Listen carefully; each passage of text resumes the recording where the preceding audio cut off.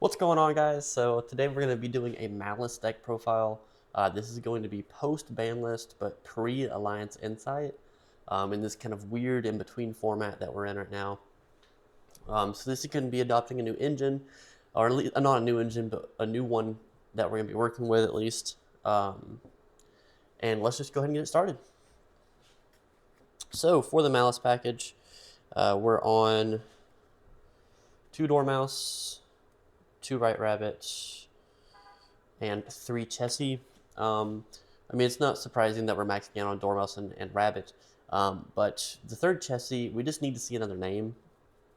So we're playing 3 of that, and then it can be good.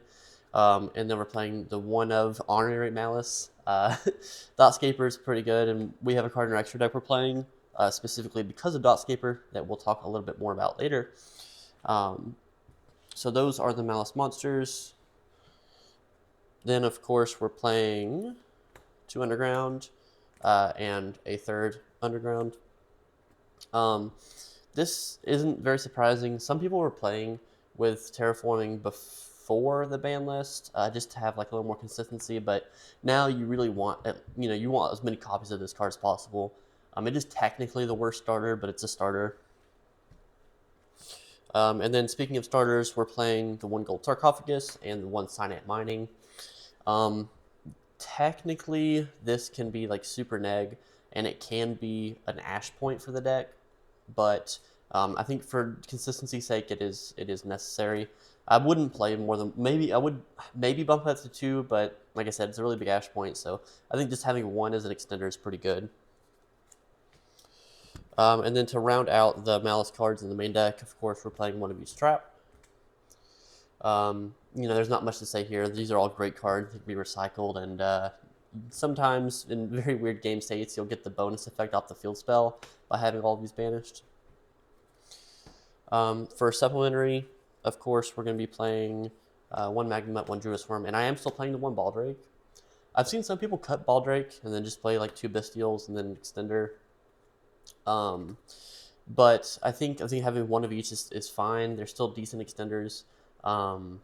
And Baldrake's on-field effect is actually pretty relevant. So, yeah, I think 1 of each is plenty. And then for the Kashtira package, we're keeping it pretty small. 2 Fenrir, 2 Unicorn, a Planet, and a Birth. There is an argument for cutting out a Fenrir and making a 3rd Unicorn, because Unicorn's like crazy right now. But I like having 2 of each, and that might be something that I change in the future. But for now, I think 2, 2, 1, and 1 is fine. And then Birth on its own is pretty good, because it's checking a lot of the graveyard decks now that Dweller's gone. So I think this package is great.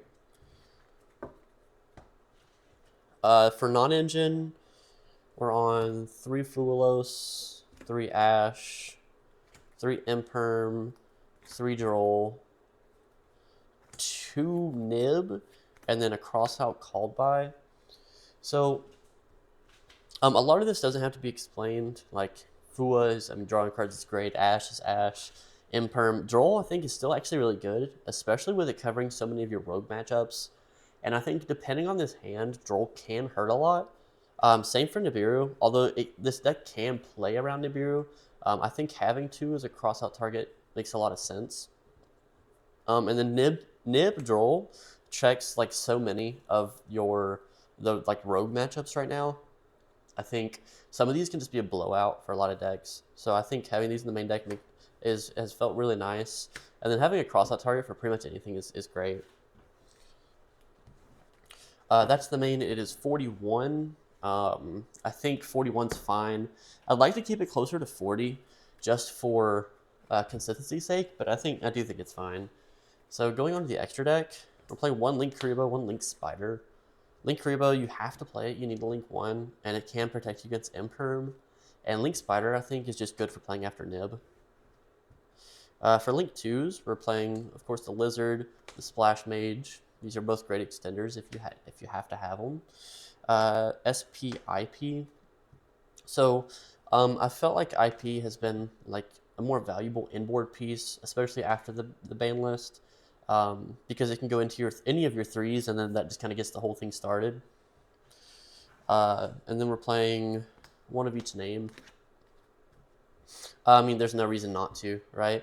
I think there might be a case to actually play like 2 white binder, because of unicorn, but I think the extra deck space isn't that flexible to allow 2 of this, but I think 1 of each is fine. And then for the last Link 3, we're playing Heat Soul.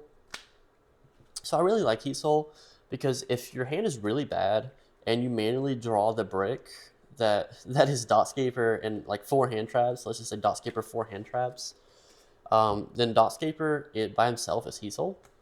So, you know, you would pretty much just normal summon Dotscaper, link it off for Lingaribo, Dotscaper summon, then you turn these into Splash, and then Splash, summon, and then these are Heat Soul now.